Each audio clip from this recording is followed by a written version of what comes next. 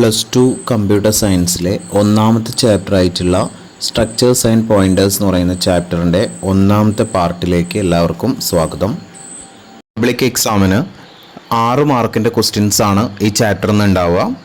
ഈ ചാപ്റ്ററിൽ 2 ഭാഗങ്ങളാണ് നമുക്ക് പഠിക്കാനുള്ളത്, സ്ട്രക്ചേഴ്സും പോയിന്റേഴ്സും. സ്ട്രക്ചേഴ്സ് എന്ന ഭാഗത്തുനിന്ന് 3 മാർക്കും പോയിന്റേഴ്സ് എന്ന് പറയുന്ന ഭാഗത്തുനിന്ന് 3 മാർക്കുമാണ് ഉണ്ടാവുക. നമുക്ക് ആദ്യം സ്ട്രക്ചേഴ്സ് എന്താണെന്ന് നോക്കാം. സ്ട്രക്ചറിൻ്റെ ഡെഫിനിഷനാണ് ഇവിടെ കാണിച്ചിരിക്കുന്നത്. സ്ട്രക്ചർ എന്ന് പറയുന്നത് ഒരു യൂസർ ഡിഫൈൻഡ് ഡാറ്റ ടൈപ്പാണ്. പരസ്പരം റിലേറ്റഡ് ആയിട്ടുള്ള ഡിഫറെൻറ്റ് ടൈപ്പിലുള്ള മൾട്ടിപ്പിൾ ഡാറ്റകളെ ഹോൾഡ് ചെയ്യാൻ വേണ്ടിയിട്ട് അല്ലെങ്കിൽ ഒരു പേരിൻ്റെ അണ്ടറിൽ കൊണ്ടുവരാൻ വേണ്ടിയിട്ടാണ് നമ്മൾ സ്ട്രക്ചർ യൂസ് ചെയ്യുക. ഇപ്പോൾ അറേസ് നമ്മൾ പഠിച്ചിട്ടുണ്ട് ഫസ്റ്റ് ഇയറിൽ.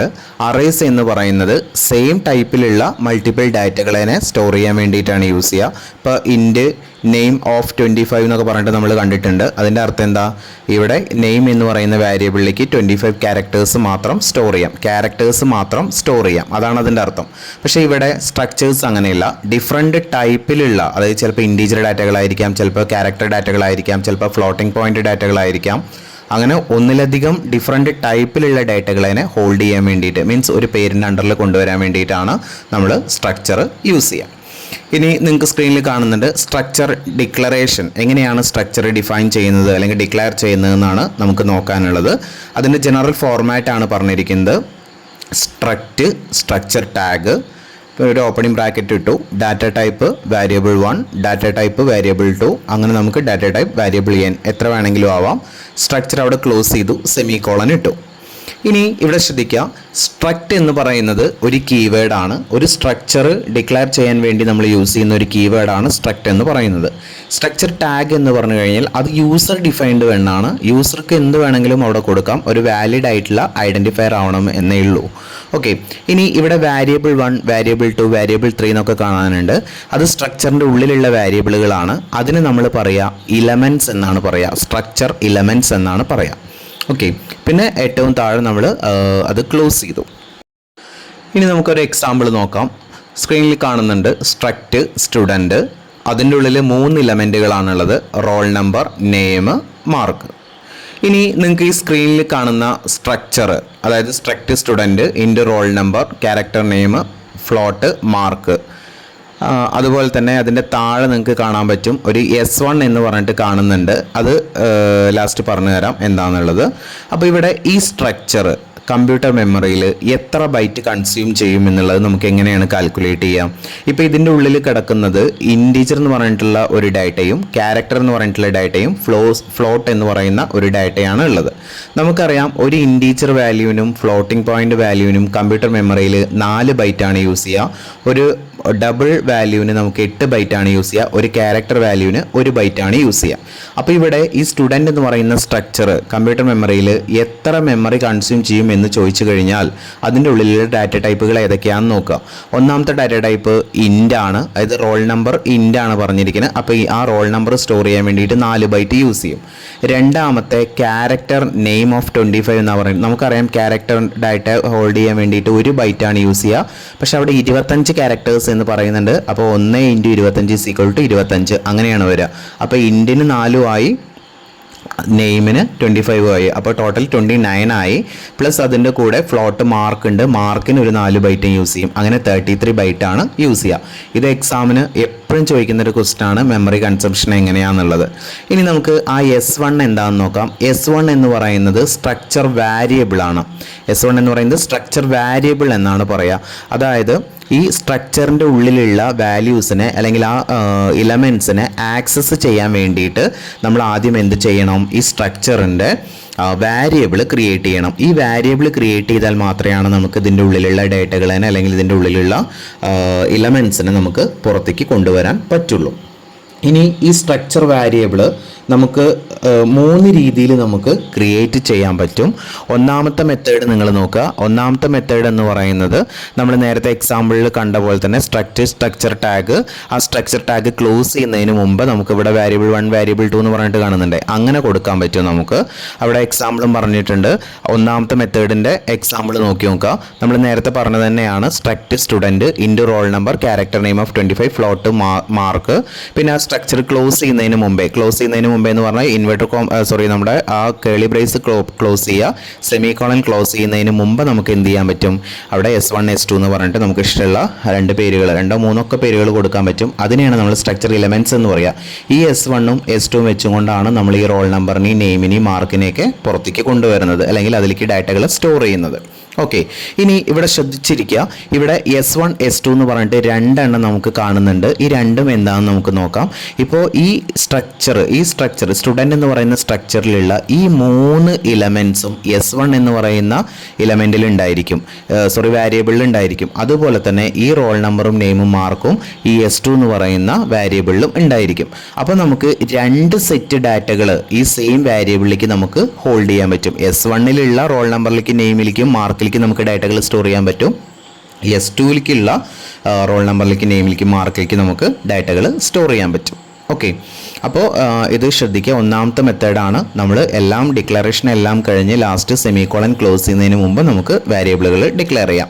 രണ്ടാമത്തെ മെത്തേഡ് എന്ന് പറയുന്നത് ശ്രദ്ധിക്കുക, രണ്ടാമത്തെ മെത്തേഡ് എന്ന് പറയുന്നത് നമ്മൾ സ്ട്രക്ചർ ഡിക്ലെയർ ചെയ്യുന്നതിൻ്റെ അതേ ഹെഡിൽ തന്നെ നമ്മൾ കൊടുക്കുക. അതായത് സ്ട്രക്ചർ ടാഗ് പിന്നെ സ്പേസ് ഇട്ടിട്ട് നമുക്ക് ആ സ്ട്രക്ചർ വേരിയബിൾ എത്ര വേണ്ടിച്ച് കൊടുക്കുക, എന്നിട്ട് നമ്മൾ സെമിക്കോളൻ ഇടാൻ മറക്കരുത്. ഓക്കെ, ഇവിടെ എക്സാമ്പിൾ നോക്കാം. രണ്ടാമത്തെ എക്സാമ്പിൾ നോക്കാം. സ്ട്രക്ചർ സ്റ്റുഡൻറ്റ് S1 S2 പിന്നെ സെമിക്കോളൻ. അതായത് സ്ട്രക്ചർ ഡിക്ലെയർ ചെയ്യുന്ന അതേ ഹെഡിൽ തന്നെ നമുക്ക് എന്ത് ചെയ്യാൻ പറ്റും, വേരിയബിളുകൾ ഡിക്ലെയർ ചെയ്യാൻ പറ്റും. രണ്ടാമത്തെ മെത്തേഡ്. മൂന്നാമത്തെ മെത്തേഡ് എന്ന് പറയുന്നത് നമുക്ക് മെയിൻ ഫംഗ്ഷൻ്റെ ഉള്ളിൽ നമുക്ക് കൊണ്ടുവരാൻ പറ്റും. അതായത് ആ സ്ട്രക്ചറിൻ്റെ നെയിം കൊടുക്കുക, എന്നിട്ട് വേരിയബിൾ നെയിം കൊടുക്കുക, സെമിക്കോളൻ ഇടുക. ഇങ്ങനെ 3 മെത്തേഡിലാണ് നമുക്ക് സ്ട്രക്ചർ വേരിയബിളുകൾ ക്രിയേറ്റ് ചെയ്യാൻ പറ്റുന്നത്. ഇനി ഒരു സ്ട്രക്ചറിൻ്റെ ഉള്ളിലുള്ള ഡാറ്റകൾ നമുക്ക് പുറത്തേക്ക് കൊണ്ടുവരണം അല്ലെങ്കിൽ ആക്സസ് ചെയ്യണം എന്നുണ്ടെങ്കിൽ നമ്മൾ സ്ട്രക്ചർ വേരിയബിളുകൾ ക്രിയേറ്റ് ചെയ്യണം എന്ന് പറഞ്ഞു. അത് മാത്രം പോരാ, ഒരു സ്പെഷ്യൽ ഓപ്പറേറ്റർ നമ്മൾ യൂസ് ചെയ്യണം. ആ ഓപ്പറേറ്റർ നമ്മൾ ഡോട്ട് ഓപ്പറേറ്റർ എന്നാണ് അറിയപ്പെടുക, അല്ലെങ്കിൽ പീരിയഡ് ഓപ്പറേറ്റർ എന്നാണ് അറിയപ്പെടുക. ഓക്കെ, അതായത് ഒരു സ്ട്രക്ചറിൻ്റെ ഉള്ളിലുള്ള ഇലമെൻറ്റ്സിനെ നമുക്ക് ആക്സസ് ചെയ്യണം എന്നുണ്ടെങ്കിൽ നമുക്ക് സ്ട്രക്ചർ വേരിയബിൾ മാത്രം പോരാ, നമുക്കൊരു സ്പെഷ്യൽ ഓപ്പറേറ്റർ ആയിട്ടുള്ള ഡോട്ട് ഓപ്പറേറ്ററും കൂടി വേണം. ആ ഡോട്ട് ഓപ്പറേറ്റർ ഉപയോഗിച്ചിട്ടാണ് നമുക്ക് എന്ത് ചെയ്യുന്നത്, ആ സ്ട്രക്ചറിൻ്റെ ഉള്ളിലുള്ള ഇലമെൻറ്റ്സിന് നമുക്ക് ആക്സസ് ചെയ്യാൻ പറ്റുന്നത്. ഇനി ഇവിടെ ശ്രദ്ധിക്കുക, എക്സാമ്പിൾ നോക്കാം. S1 ഡോട്ട് റോൾ നമ്പർ, അതായത് ആ സ്ട്രക്ചർ സ്റ്റുഡൻറ് എന്ന് പറയുന്ന സ്ട്രക്ചറിൻ്റെ ഉള്ളിലുള്ള ഒരു വേരിയബിളാണ് S1ഉം S2 ഒക്കെ അല്ലേ. അപ്പോൾ S1 ഡോട്ട് റോൾ നമ്പർ എന്ന് പറഞ്ഞു കഴിഞ്ഞാൽ ശരിക്ക് ഈ വേരിയബിൾ എന്ന് പറഞ്ഞു കഴിഞ്ഞാൽ ആ സ്ട്രക്ചറിനെ അതേപോലെ റെപ്രസെൻ്റ് ചെയ്യുന്നതാണ്. അപ്പോൾ S1ൻ്റെ ഉള്ളിലുള്ള റോൾ നമ്പർ, S1ൻ്റെ ഉള്ളിലുള്ള നെയിം, S1ൻ്റെ ഉള്ളിലുള്ള മാർക്ക്, അതാണ് അർത്ഥം. ഡോട്ട് എന്ന് പറഞ്ഞു കഴിഞ്ഞാൽ ഉള്ളിൽ എന്നുള്ളത് നമ്മൾ എപ്പോഴും മൈൻഡിൽ സെറ്റ് ചെയ്യുക. ഓക്കെ, ഇനി അടുത്തത് നെസ്റ്റഡ് സ്ട്രക്ചറാണ്. നെസ്റ്റഡ് സ്ട്രക്ചർ എന്ന് പറഞ്ഞു കഴിഞ്ഞാൽ ഒരു സ്ട്രക്ചറിൻ്റെ ഇലമെൻറ്റ് വേറൊരു സ്ട്രക്ചറിൻ്റെ ഉള്ളിലെ വേരിയബിൾ ആയിട്ട് വരിക. അതാണ് നമ്മുടെ ഈ ഒരു നെസ്റ്റഡ് സ്ട്രക്ചർ എന്ന് പറഞ്ഞു കഴിഞ്ഞാൽ. ഓക്കെ, അതല്ല ഒന്നും കൂടി സിമ്പിളായിട്ട് പറയുകയാണെന്നുണ്ടെങ്കിൽ ഒരു സ്ട്രക്ചറിൻ്റെ ഉള്ളിൽ വേറൊരു സ്ട്രക്ചർ വന്നു കഴിഞ്ഞാൽ അതിന് നമ്മൾ പറയുന്ന പേരാണ് നെസ്റ്റഡ് സ്ട്രക്ചർ. ഓക്കെ, ഇനി ഇവിടെ നമ്മൾ നോക്കുക. സ്റ്റുഡൻറ്റ്, അവിടെ ഇൻറ്റ് അഡ്മിഷൻ നമ്പർ നെയിം എന്ന് പറഞ്ഞിട്ട് 2 ഇലമെൻറ്റ്സ് ഉണ്ട്. അതിൻ്റെ ഉള്ളിൽ തന്നെ ഒരു വേരിയബിൾ ഉണ്ട്. ഇതിൻ്റെ ഉള്ളിൽ തന്നെ വേറൊരു സ്ട്രക്ചറും കൂടി ഉണ്ട്. ആ സ്ട്രക്ചറാണ് ഡേറ്റ് എന്ന് പറയുന്നത്. അതിൻ്റെ ഉള്ളിലുള്ള 3 ഇലമെൻറ്റ്സ് ആണ് ഡേയും മന്തും ഇയറും. എന്നിട്ട് ആ ഉള്ളിലെ ഡേറ്റ് എന്ന് പറയുന്ന സ്ട്രക്ചറിൻ്റെ ഒരു വേരിയബിളാണ് DOB എന്ന് പറയുന്നത്. എന്നിട്ട് മെയിൻ സ്ട്രക്ചറിൻ്റെ വേരിയബിളാണ് S1 എന്ന് പറയുന്നത്. ഓക്കെ, ഇനി എങ്ങനെയാണ് നെസ്റ്റഡ് സ്ട്രക്ചറിൻ്റെ ഉള്ളിലുള്ള ഇലമെൻറ്റ്സിനെ നമുക്ക് ആക്സസ് ചെയ്യുന്നതെന്ന് നോക്കാം. ആദ്യം നമ്മൾ എന്ത് ചെയ്യണം, പുറത്തുള്ള സ്ട്രക്ചറിൻ്റെ ഉള്ളിൽ കയറണം. അതിന് ശേഷം ഉള്ളിലുള്ള സ്ട്രക്ചറിൻ്റെ ഉള്ളിൽ കയറണം. എന്നിട്ടാണ് നമ്മൾ ഡേറ്റകൾ എടുക്കുന്നത്. അപ്പോൾ പുറത്തെ സ്ട്രക്ചർ എന്ന് പറയുന്നത് സ്റ്റുഡൻ്റ് ആണ്, ഉള്ളിലെ സ്ട്രക്ചർ എന്ന് പറയുന്നത് ഡേറ്റ് ആണ്. ആ ഡേറ്റ് എന്ന് പറയുന്ന സ്ട്രക്ചറിൻ്റെ ഉള്ളിൽ ഡേയും മന്തൊക്കെ നമുക്ക് എടുക്കണം എന്നുണ്ടെങ്കിൽ student dot date dot day എന്നാണ് നമ്മൾ ആക്സസ് ചെയ്യുന്നത്. അങ്ങനെയാണ് നമ്മൾ ആക്സസ് ചെയ്യുക. അതായത് സ്റ്റുഡൻറ്റിൻ്റെ ഉള്ളിലെ ഡേറ്റിൻ്റെ ഉള്ളിലെ ഡേ, അങ്ങനെയാണ് നമുക്ക് പറയുന്നത്. അപ്പോൾ ഇവിടെ നമ്മൾ അതിൻ്റെ സ്ട്രക്ചർ വേരിയബിളുകൾ വെച്ചിട്ട് നമ്മൾ റെപ്രസെൻ്റ് ചെയ്യുന്ന സമയത്ത് ഇപ്പോൾ S1 ആണ് അതിൻ്റെ വേരിയബിൾ നമ്മൾ കൊടുത്തിരിക്കുന്നത്. അപ്പോൾ S1 dot DOB dot day. അപ്പോൾ S1 എന്ന് പറഞ്ഞു കഴിഞ്ഞാൽ എന്താണ്, ആ സ്ട്രക്ചർ മെയിൻ സ്ട്രക്ചറാണ് S1 എന്ന് പറയുന്നത്. അതിൻ്റെ ഉള്ളിലെ ഡേറ്റ് എന്ന് പറയുന്ന സ്ട്രക്ചറിൻ്റെ ഉള്ളിലെ ഡേ, അതാണ് നമ്മൾ കാണിച്ചിരിക്കുന്നത്. ഓക്കെ, പിന്നെ എക്സാം പോയിന്റ് ഓഫ് വ്യൂവിൽ വളരെ ഇമ്പോർട്ടൻ്റ് ആയിട്ടുള്ള ഒരു ടോപ്പിക്കാണ് അറേസും സ്ട്രക്ചറും തമ്മിലുള്ള ഡിഫറൻസ്. എപ്പോഴും ചോദിക്കുന്ന ക്വസ്റ്റ്യൻ ആണ്. ക്വസ്റ്റ്യൻ പേപ്പറിൽ 4 മാർക്കിനും 3 മാർക്കിനും ഒക്കെ ചോദിക്കുന്നതാണ് അറേസും സ്ട്രക്ചറും. അപ്പോൾ അത് എക്സാം പോയിന്റ് ഓഫ് വ്യൂവിൽ വളരെ ഇമ്പോർട്ടൻ്റ് ആണ്. അപ്പോൾ അത് നമുക്ക് ഓരോ എലമെൻസും എന്താണെന്ന് നോക്കാം. അറേസ് എന്ന് പറയുന്നത് ഡിറൈവ്ഡ് ഡാറ്റ ടൈപ്പ് ആണ്. സ്ട്രക്ചർ എന്ന് പറയുന്നത് യൂസർ ഡിഫൈൻഡ് ഡാറ്റ ടൈപ്പ് ആണ്. അതായത് എന്താണ് ഡിറൈവ്ഡ് ഡാറ്റ ടൈപ്സ് എന്ന് പറഞ്ഞു കഴിഞ്ഞാൽ, അതായത് നിലവിലുള്ള ഒരു ഡാറ്റ ടൈപ്പിൽ നിന്ന് ഡിറൈവ് ചെയ്ത ഡാറ്റ ടൈപ്പാണ് അറേസ്. ഇപ്പോൾ ഇൻഡ് പി ഓഫ് 10 എന്ന് പറഞ്ഞു കഴിഞ്ഞാൽ ഇൻഡ് എന്നുള്ളത് ഓൾറെഡി ഉള്ള ഡാറ്റ ടൈപ്പാണ്, അതിൽ നിന്ന് ഡെറിവേറ്റ് ചെയ്തതാണ് ഈ അറേസ് എന്ന് പറയുന്നത്. ഓക്കെ, സ്ട്രക്ചർ എന്ന് പറയുന്നത് യൂസർ ഡിഫൈൻഡ് ഡാറ്റ ടൈപ്പാണ്. നമുക്ക് ഡിഫറെൻറ്റ് ടൈപ്സിലുള്ള ഡാറ്റകളെല്ലാം കൂടി ഒരുമിച്ചിട്ട് നമുക്ക് ആക്കാൻ പറ്റും. പിന്നെ അതുപോലെ തന്നെ a collection of same type of data. Arrays എന്ന് പറയുന്നത് സെയിം ടൈപ്പിലുള്ള മൾട്ടിപ്പിൾ ഡാറ്റകളെയാണ് ഹോൾഡ് ചെയ്യുക. പക്ഷേ സ്ട്രക്ചർ എന്ന് പറയുന്നത് ഡിഫറെൻറ്റ് ടൈപ്സ് ഓഫ് ഡാറ്റകളെയാണ് ഹോൾഡ് ചെയ്യുക. ഓക്കെ, പിന്നെ അതുപോലെ തന്നെ അറേസ് എന്ന് പറയുന്ന അറേസിൻ്റെ ഇലമെൻസിനെ നമുക്ക് റെപ്രസെൻ്റ് ചെയ്യാൻ വേണ്ടിയിട്ട് അല്ലെങ്കിൽ റെഫറൻസ് ചെയ്യാൻ വേണ്ടിയിട്ട് നമ്മൾ യൂസ് ചെയ്യുന്നത് സബ്സ്ക്രിപ്റ്റ് ആണ്, കറസ്പോണ്ടിങ് സബ്സ്ക്രിപ്റ്റ്. അതായത് അറേ ഓഫ് 5 എന്ന് പറഞ്ഞു കഴിഞ്ഞാൽ ആദ്യത്തെ ഇലമെൻ്റ് എന്ന് പറയുന്നത് അറേ ഓഫ് 0 ആണ്, പിന്നെ രണ്ടാമത്തെ അറേ ഓഫ് 1 ആണ്. അങ്ങനെ 0, 1, 2, 3 എന്ന് വെച്ചിട്ടാണ് നമ്മൾ റെഫർ ചെയ്യുന്നത്. അതാണ് നമ്മൾ റെഫറൻസ് ചെയ്യുന്നത്. സബ്സ്ക്രിപ്റ്റ് എന്നാണ് അതിനെ പറയുക, അല്ലെങ്കിൽ ഇൻഡെക്സ് എന്നാണ് പറയുക, അല്ലേ? അറേ ഇലമെൻസിന് നമ്മൾ റെഫർ ചെയ്യുന്നത് ഇൻഡെക്സ് വെച്ചിട്ടാണ് അല്ലെങ്കിൽ സബ്സ്ക്രിപ്റ്റ് വെച്ചിട്ടാണ്. പക്ഷേ ഇവിടെ സ്ട്രക്ചർ ഇലമെൻസിന് നമ്മൾ റെഫർ ചെയ്യുന്നത് ഡോട്ട് ഓപ്പറേറ്റർ ഉപയോഗിച്ചിട്ടാണ്.